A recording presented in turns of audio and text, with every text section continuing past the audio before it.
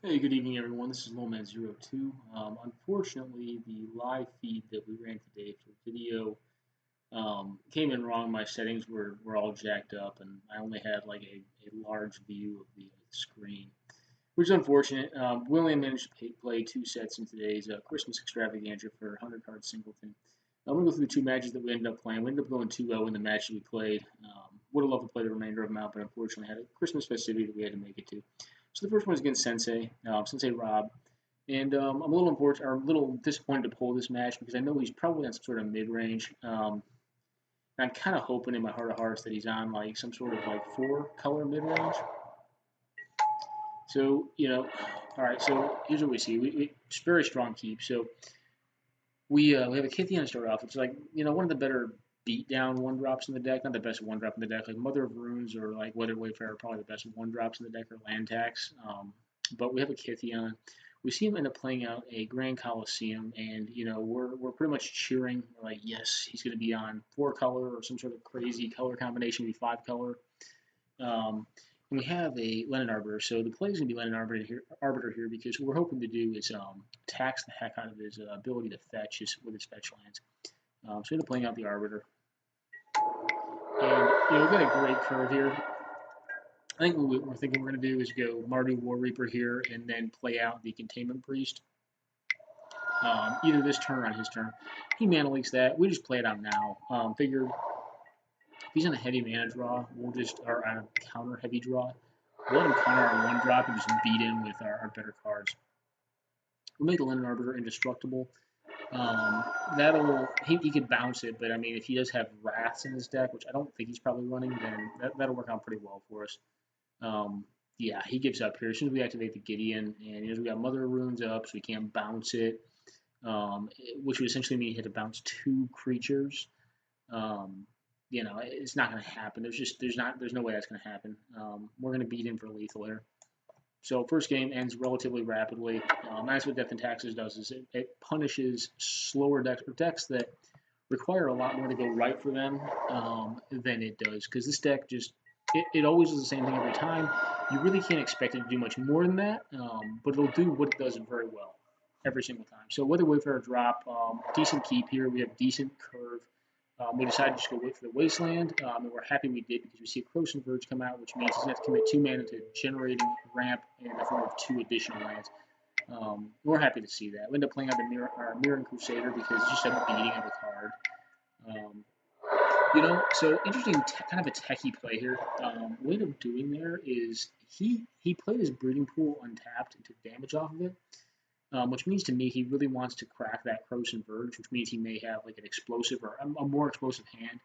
So what we end up doing is we attack in with the Figure of Destiny, so we can't get the 2 additional lands off Corrosive Verge, and he ends up blocking it, which I kind of expected he may or may not. In that case, I think it's free damage. He can't withhold or he can't withstand getting the value off of blocking that card for free off the Treetop Village. But he also misses his land drop this turn, which is just stellar for us because we want him to stumble as much as possible. And he goes for it. Doesn't block this thing, takes a whole host of damage, and it's a 4/4 essentially for 3.5. He gets in with a card that I assume is a Den Protector. Plays out a True Name Nemesis, which is a great card. We end up putting Sword of Fire Ice underneath, which is kind of what we expected to look for with our Steel Shaper's Gift. And then we draw Brave the Elements. We talked this card the other day. We played it against Sasung.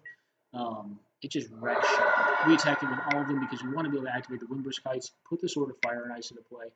Yeah, it gets countered here. That's fine. We steal Shaper's Gift for another sword, and then play out the 1/1 tapper, the Gideon's Lawkeeper.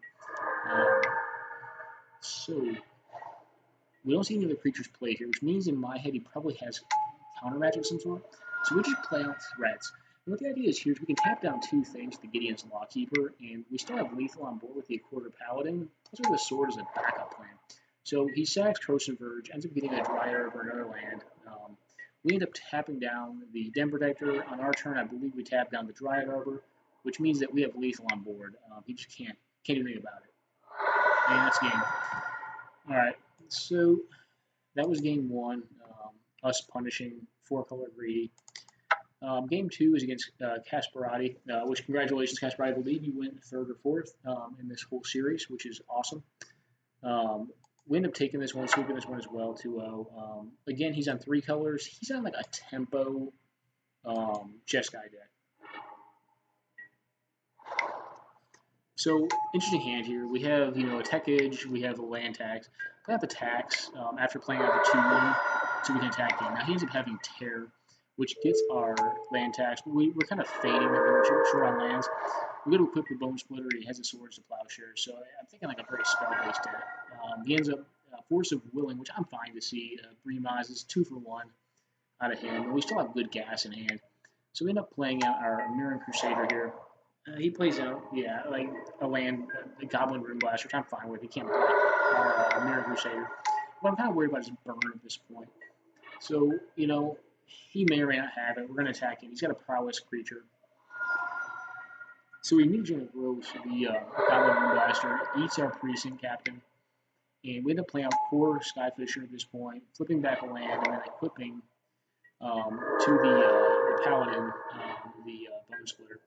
I end up jumping in there. I believe we get our Mirror Crusader burned out. No, he sphinxes revs. He has to block at this point, so we get a card out of him with that. We get the Sword of Fire and Ice. It's just a monumental beating against a deck like his. He ends up V-clicking to get rid of the sword. I believe we end up playing out our Gideon's Lawkeeper and our Porcelain Legionnaire. He ends up blowing up our Mirror Crusader, blocking out the Skyfisher, and then we put 2 more threads down and leave the Flicker Wisp to get rid of any pesky blockers he may have. So we end up getting a pretty good draw here in Spirit of Labyrinth. I believe we just attack him with the 5-1 First Striker. He takes it like a champ. And I'm kind of getting the feeling he's at a gas here. He's got a weird deck, so all the cards he's played I think are pretty good. Outside like Mutagenic Growth, I'm not really sure if I get that. I guess it's a prowess deck. It's just weird to see cards like Sphinx's Revelation in with aggressive creatures like Scab Clan Berserker, Jeskai Sage, which I assume he's using for aggression. I'm assuming he's on like a Jeskai Tempo deck, which is fine with me because I don't think Jeskai Tempo can out tempo Death and Taxes. And as you see, I think we end up being right, and a lot of our tax effects will get after him on this. So we end up putting the Ageddon, or the Ravages of War, Ageddon effect underneath the Windbush Kites. He think twices in response to our Flicker Wisp. We end up flickering the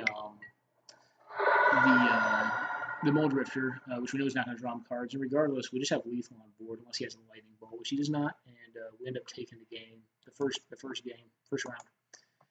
Second round.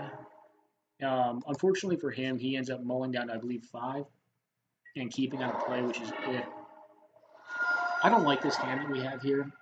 It's very land heavy. Doesn't have a lot of action early, but as you can see, he doesn't have blue mana, so we're just going to jam Bremaz. Maybe we're playing into like Mana Tithe, Mana Tithe, but whatever. It's fine. And I believe we end up leaving the mana open to get an Aven Mind Sensor down in case he plays a fetch land. We play it out regardless if he plays a fetch land or not by his end step. Attach the Sword of Fire and Ice. That's pretty much his game right there. I think he gives it up once he sees his next draw. He's down to 5 life, and that's what this deck does. If you stumble whatsoever, it's just going to beat you horrendously. So that is the last game we played in this. We unfortunately had to leave for Christmas activities after this. I want to say congratulations real quick to Sasson. So I think we ended up ranking 5th in this overall event. We didn't get to play all our matches out, so we didn't get into the top series. But definitely very, very fun. I think if we had played them out, we would have done pretty good. Because I looked through some of the deck lists, and I'm not going to go through them ad nauseum and gathering right now. But I think we have a decent matchup against Esper Control. Anything that's 3 colors doesn't tend to worry me. Planeswalker Ramp, I'm fine with. It's a 5-color deck.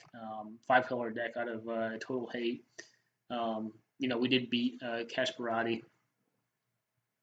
Red deck wins is an easy matchup for us. I feel like against grow style white weenie strategies, we're pretty advantaged because we have a large equipment package to get after our equipment. The hardest matchup may have been Morphlings, but I think there's a few suboptimal choices inside the deck build. And ramp is not a matchup I'm per se. It's really a ramp deck. It's not really 3 color. It's really just green. It's not really a color or an archetype that I'm worried about fighting with this deck. So unfortunately, we couldn't finish out the matches, but we played 2 pretty good ones. Obviously, to a good finish, and did what this deck wants to do, which is just beat opponents as fast as it possibly can and just win the game. Very aggressive. I think honestly, it probably is one of the best aggressive decks in the format. I think a lot of folks would actually debate that point because red deck wins. Well, it does have far worse creatures. Has the capability to reach over the top of the opposing creatures, which gives it some advantage, I think, in the mid-range matchup. But what you see with like the Death and Taxes deck is that I think if you build it right, the equipment package and some of the grow style strategy you can have in it tend to enable it to go over the top of them and or just acquire cards that are detrimental to what they're doing. So if they don't have instant artifact hate, you're just probably going to win if you have the ability to get like 5 power plus 2 damage and an extra card, or discard a card, untap all my lands, and just out tempo them with like a card like respectively Sophie for the former, and then for the latter, sort of Feast and Famine. So two pretty good games. Had fun playing them. I hate to see us win on a mull for the second game, but I don't think we were disadvantaged against Kasparati in that game whatsoever. Unfortunately, like I said, the live feed that I was doing during the game got botched. It's unfortunate because I was able to capture some of the other games that were ongoing during that game, or during the series. But congratulations to Sung. Michelle, only going to say it once, I don't think you want to be on 5 color. You saw red deck wins get you. I think that's what happens to 5 color is you stumble whatsoever, and aggressive decks can just walk all over you because that deck tends to stumble to some extent. So good games. I hope if you've seen this video, you decide to come back for more Chainsaw Massacre or 100-card Singleton. It's every Saturday, 15:30 or 3:30 Eastern Standard Time, and very fun match, very good community, and look forward to seeing you there. All right, take care.